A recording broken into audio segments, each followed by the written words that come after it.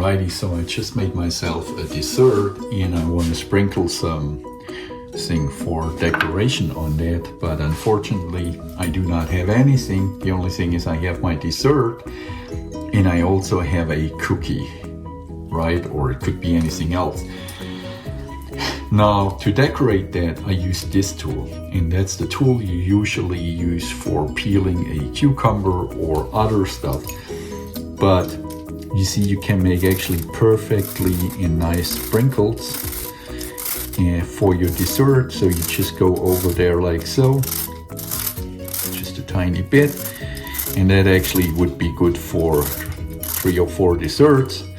And then you see, it looks like this once you're done. So what you need is just that cucumber peeler or peeler in general.